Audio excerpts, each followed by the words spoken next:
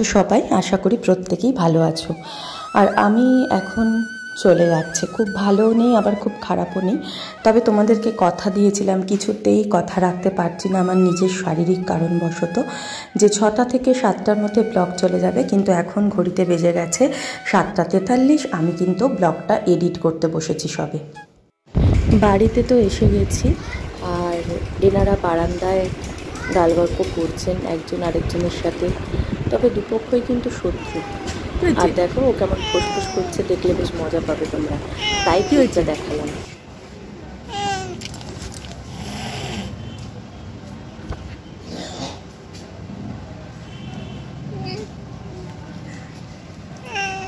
কি হয়েছে? কি খাবি?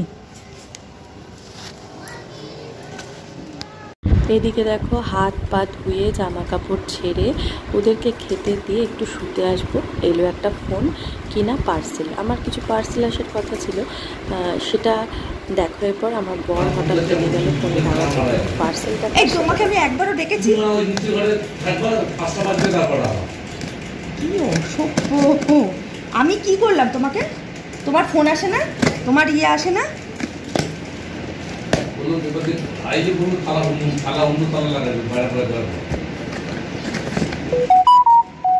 দেখছো, এটা তো আমারই না।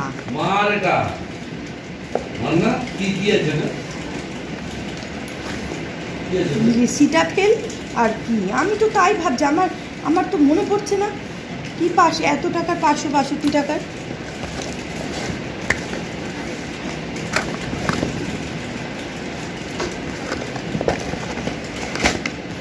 বাবা পেমেন্ট করে দিয়েছি আমি। তো আমি অনেকক্ষণই বাড়ি চলে এসেছি, এখন ঘড়িতে বাজে রাত 9টা 8। আর দেখো কি এসেছে দেখছি বাড়িতে এসে। এই ব্যাগটার মধ্যে করে শ্রী শ্রী মায়ের বাৎসরিক পূজার দেখো খিচুড়ি। আবার এখানে 3টে বাটিতে খিচুড়ি, একটার মধ্যে বোধহয় লাবড়া আর একটার মধ্যে বোধহয় 5 তরকারি, আর পনির, ধোকা, চাটনি। এটা হচ্ছে ফ্রাইড রাইস আর আলু ভাজা দিয়ে খাওয়ার জন্য, সাথে পায়েস। এত কিছু প্রসাদ এসছে। প্রসাদ পাওয়াও জানো তো ভাগ্যের ব্যাপার, আর প্রসাদ দর্শনও ভালো, তাই তোমাদের সাথে শেয়ার করলাম। তো ঘড়িতে বেজে গেছে হচ্ছে কটা বাজে দাঁড়াও দেখি, 9টা 43, রাত 9টা 43। আর আরেকজনকে দেখাচ্ছি, তারপর এই যে একজন। আর তোমাদেরকে দেখানো হয়নি, তোমরা হয়তো বুঝতে পারছো, যেটা হচ্ছে আমার ঘরের মেঝে আর রং হয়েছে, ঠিক আছে। এই কালারটা হয়েছে, এটা এটা এটা যেটা দেখাচ্ছে তার থেকে 1 শেড লাইট। আর এই কালারটা, এটাও যেটা দেখাচ্ছে তার থেকে আরও মিষ্টি কালারটা। এটা এশিয়ান স্পেন্সের রয়্যাল, এটা গ্লিস, রয়্যাল গ্লিস। তো এই হচ্ছে ডেকোরেশন এখনও করিনি, তবে এখানে একটা আর্চ করেছি,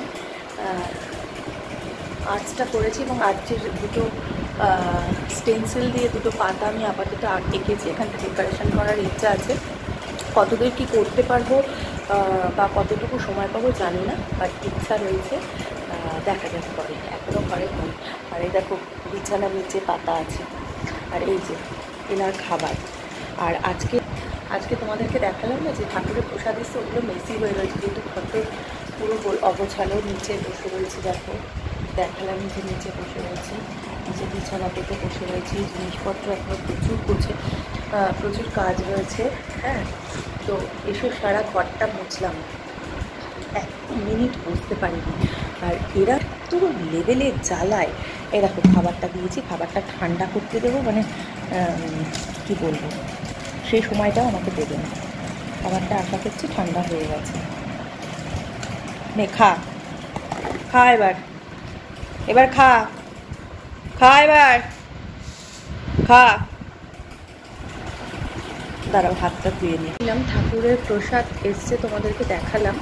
তো সেই প্রসাদ ইনিও খেলেন, পুঁই শাকের ডাঁটা খেলো, খিচুড়ি খেলো। যা শুনেছো কোনো কুকুরকে পুঁই শাকের ডাঁটা, খিচুড়ি এসব খেতে? আর কুকুরের স্বভাব দেখো, যতই তুমি থালায় সুন্দর করে দাও, এই এখানটা একটা আবার আমাকে ভালো করে মুছতে হবে। এই হচ্ছে আমার কর্মকাণ্ড। আর আমার গুরুদেবকে কোথায় বসিয়েছি দেখাই। এখনই তোমাদের সবটা ডিসক্লোজ না করলেই হতো, শোকেসের জন্য এইখানটা দেখা যাচ্ছে না, পরে দেখাবো, পরে তো দেখাবোই। ওইখানে দেখো একটা মা দক্ষিণেশ্বরের মা কালী, আপনাকে দেখে নাও।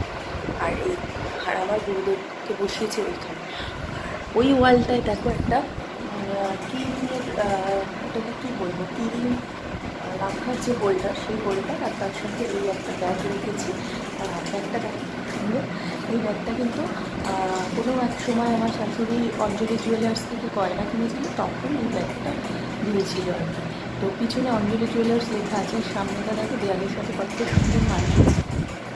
তো এই হচ্ছে আপাতত, কোনো ডেকোরেশনই করিনি। আর হ্যাঁ, ওইখানে দেখছো ওইটা যেটা আছে, ওই জল পাপোশটা কিনেছি, ওই মেঝের সাথে এটা খুব ভালো মানিয়েছে।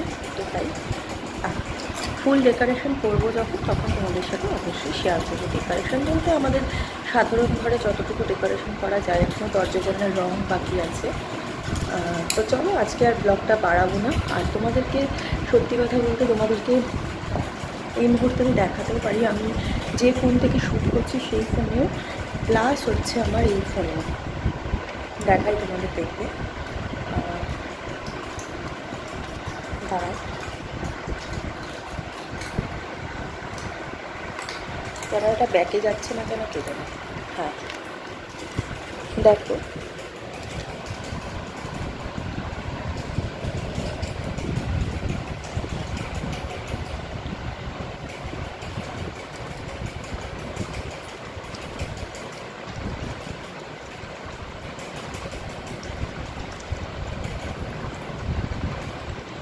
প্রচুর শ্যুট করা রয়েছে, টুকটাক টুকটাক। দাঁড়া, এগুলো জাস্ট এমনি ছবি। যখন টাইলস কিনতে গেছিলাম তখন কিছু পিকচার ক্লিক করে রেখেছি।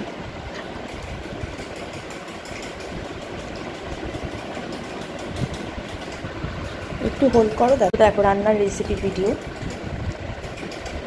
শ্যুট করা, ঠিক আছে, এগুলো শ্যুট করা।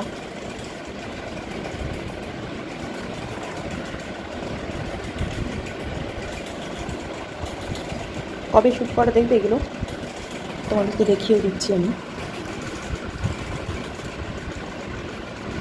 দেখো 25 মার্চ, এতটাই আমি অসুস্থ ছিলাম যে আমি পারিনি। এবং এই যে ফোন দিয়ে ভিডিওটা করছি সেই ফোনে তো প্রচুর শ্যুট রয়েছে। এই ফোনটা আমি মানে সবসময় ব্যবহার করি না, কারণ এই ফোনটা খুব একটা ভালো নেই। এটা আমার শাশুড়ির বাতিল ফোন একটা, কোনোরকম সারিয়ে, মানে একটা ফোনের উপর দিয়ে যাতে চোট না যায় সেই জন্য আমি এটা ব্যবহার করছি। তো এটা মোটামুটি যখন একদম এটা চার্জ থাকে না বা তখন আমি এটা ইউজ করি। তো এই হচ্ছে ব্যাপার। তো চলো আজকে আর ব্লগটা বাড়াবো না। Good night. আর শেষ করার আগে চলে যেও না, আগামীকাল যেহেতু আজকে আমি ভিডিওটা শ্যুট করছি, আজকে হচ্ছে তোমার 7 তারিখ, হ্যাঁ সম্ভবত 7 তারিখে। তো আজকে কোনো ইনফরমেশান দিয়ে তো লাগবে, একটু চেক করে নিই।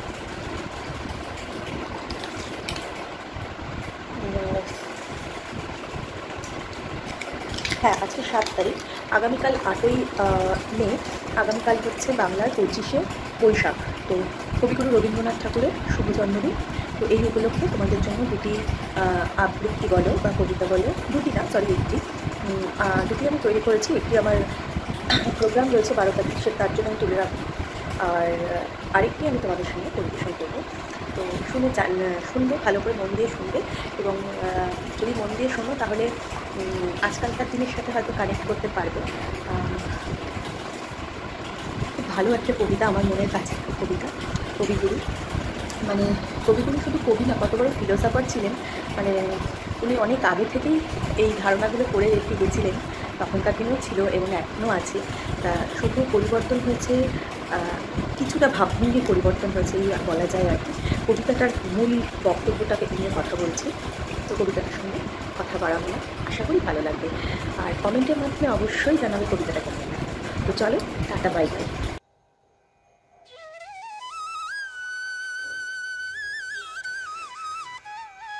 নমস্কার।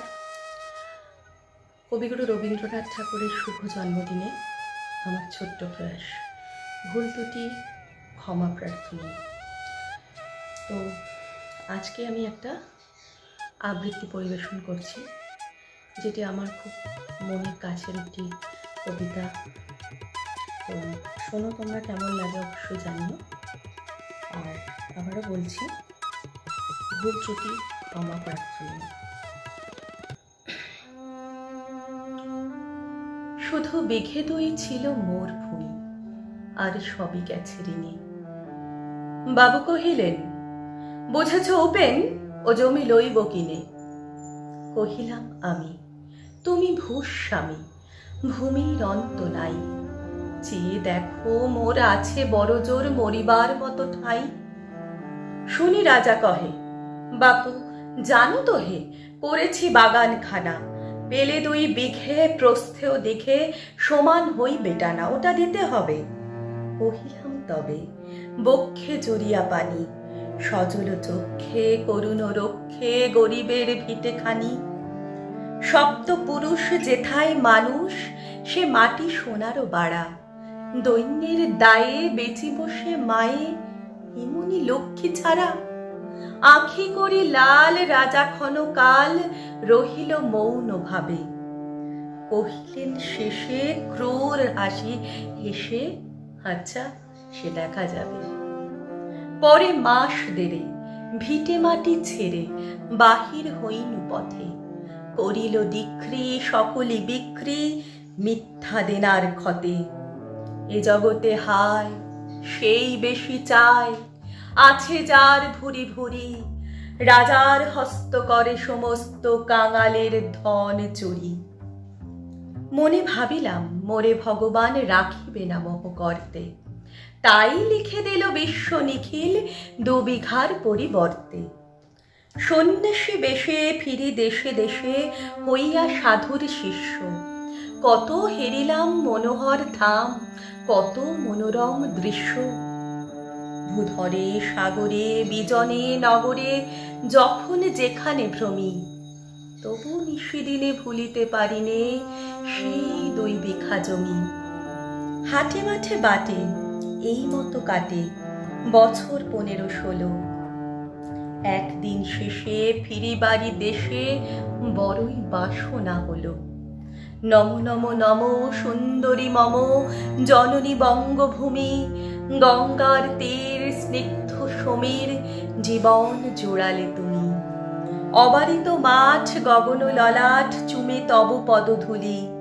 ছায়া শুনিবের শান্তির নীড়, ছোট ছোট গ্রামগুলি।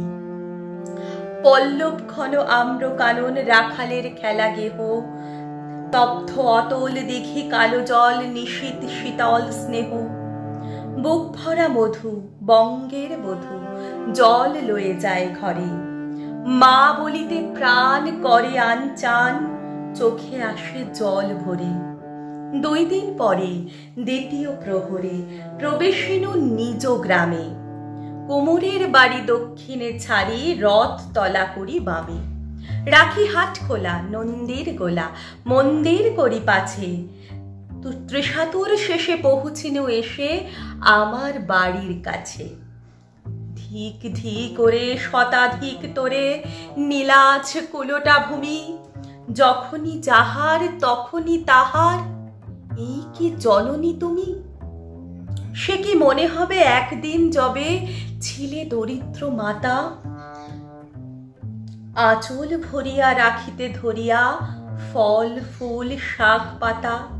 আজ কোন রীতে কারে ভুলাইতে, ধরেছ বিলাস বেশ।